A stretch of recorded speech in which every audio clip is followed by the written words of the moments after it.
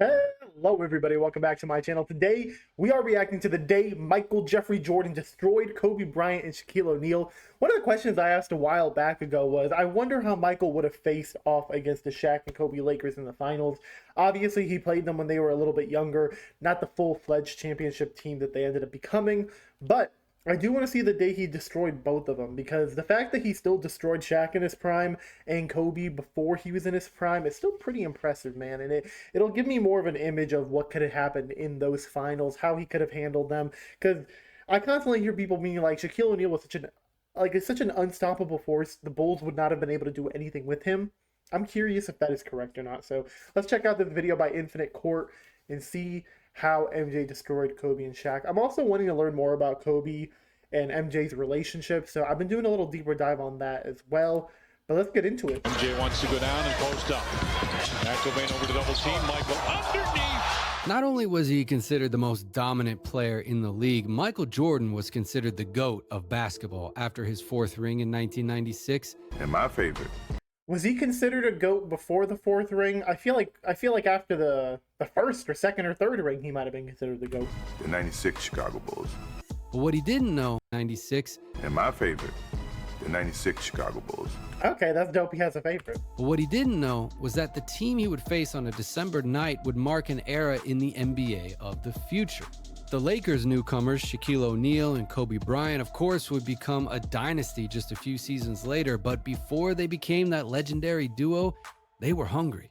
The young team had acquired two superstars between free agency and the draft, and they wanted to start spreading their dominance. But this was still the Jordan era, a player with an ego that wasn't going to let any contenders just walk all over him. Their swag, their attitude, that didn't matter to Jordan. In MJ's head, those guys would never even come close to his throne. He was just wired a little differently. People always debated, who's the greatest player of all time?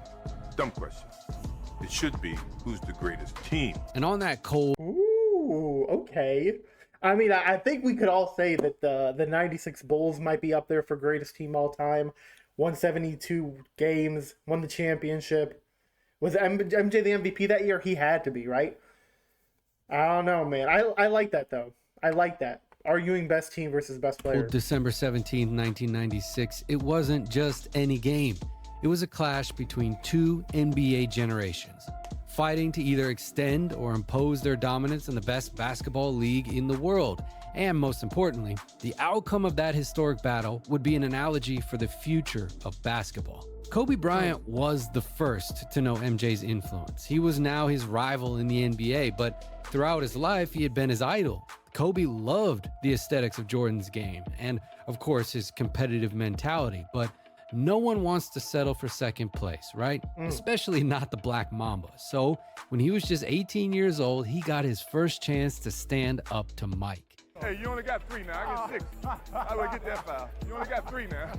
And next to him was Shaq, Love the that. superstar, who had arrived in free agency to turn the Lakers back into a competitive team. But it wouldn't be easy, because in 1996, the Jordan era was at its peak. The 4-time regular season MVP, 4-time NBA champion, and 4-time finals MVP had returned almost 2 years after his first retirement. And that time away from the court after reaching the top only added to the aura to the man everyone considered the greatest player of all time. Boom. But MJ still had a lot to achieve in the NBA before the end of his career. That's why this battle on December 17, 1996 meant much more than a basketball game. It was a duel between two eras trying to seize the throne of basketball. Michael Jordan's Bulls had already proved it all. Kobe and Shaq's Lakers still had everything to prove.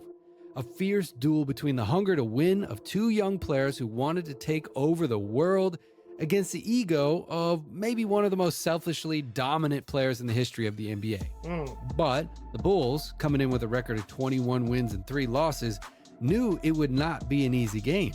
Luke Longley, the team's starting center, was injured. And, well, not ideal if you had to face Shaquille O'Neal. The Lakers were coming in with a record of 18 wins and 8 losses and would try to take advantage of their center strengths against the depleted Bulls. And Bill Wennington, the starting center for the Chicago Bulls this game, had an unexpectedly high responsibility.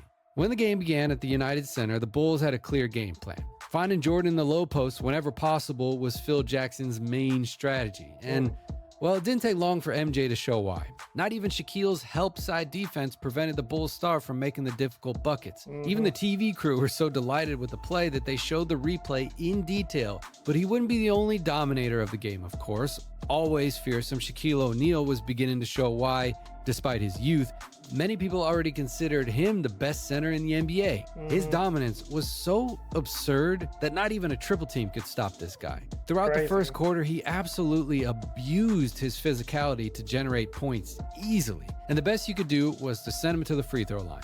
Of course, that wouldn't stop Jordan from continuing to do his job on offense, as in this play in which he again demonstrates his versatility from the low post by converting an elite fadeaway jumper. When Jordan got the rock in transition, he tried to attack the rim hard, getting fouls like this one that translated into easy points from the line.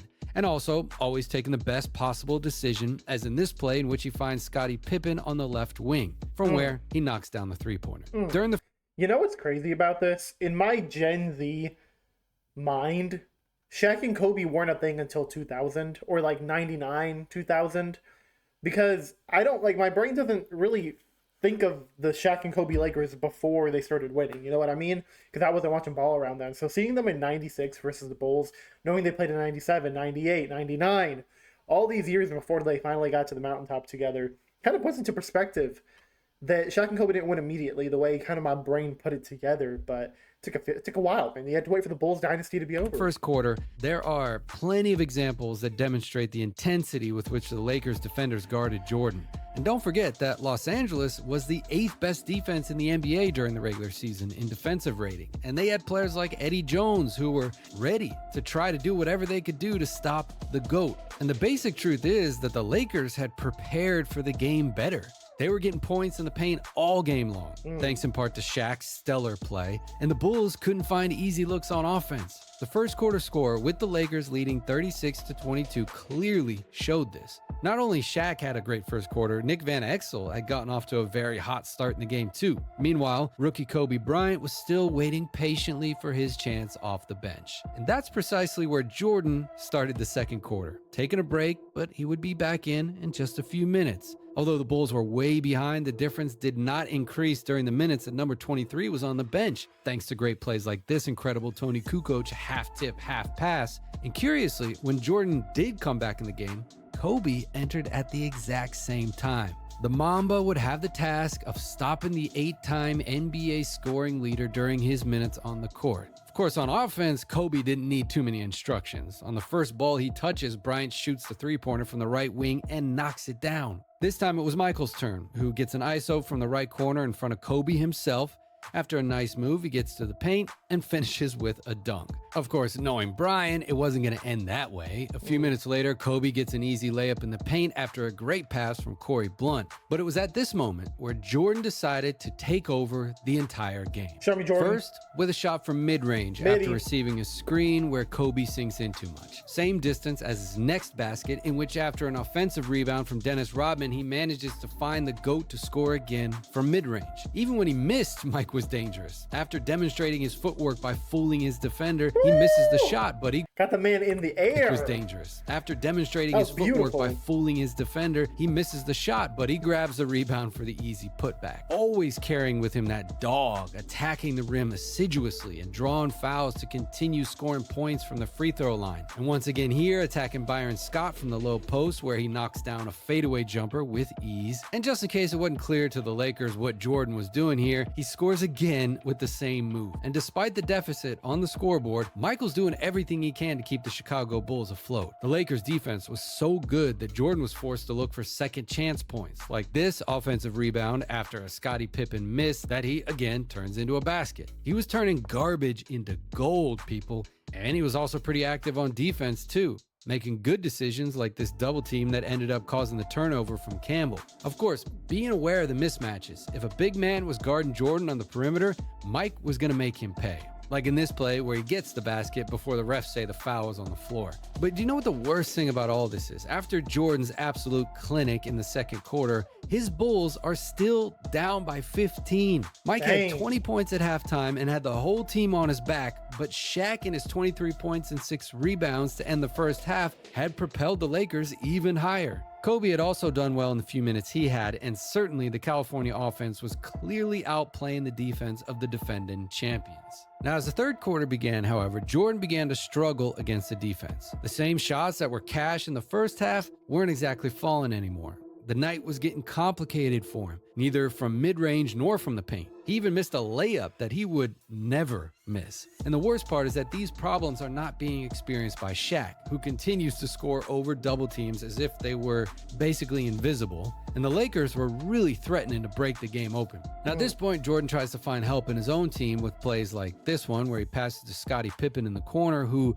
unfortunately misses, but actually that was a rare shot that night as the Bulls forward continued to help Mike with threes like this one. Dang. Even though Shaq was in the paint, that didn't scare Jordan either, as he continued to be aggressive from the low post and draw fouls. During that third quarter, he couldn't catch a break though. Refs calling travels, even though he did travel multiple times that play, but he did knock down some baskets from the paint with shots a few feet from the hoop, which was his most reliable range in that game. And during the third quarter, he was also active on defense again, with action. I'm missing the title, The Day Michael Jordan Destroyed Kobe and Shaq. Not 89-74, dude. Something crazy is gonna happen in this fourth quarter. Bad. On defense again, with actions like this one in which he gets a great block on Eddie Jones. And as nobody besides Mike was really taking the initiative, Pippen decides to start creating his own shots with pretty good success, and Phil Jackson decides to give a break to number 23 during the last moments of the third quarter. Now the score at this point is 101-83 for the Lakers. The United Center is off. People can't get into the game because their team is playing so disappointingly, and with no one pulling the team beyond MJ, Pippen, and Tony Kukoc, who's starting to light it up, the Bulls could beat a lot of teams, but not one as talented as LA. And as the final quarter begins, Jordan is still at it, making points out of nothing and getting fouls that he turns into free throws. Now, Kobe sees the court for a few minutes in the fourth quarter, but Del Harris sends him back to the bench not long after.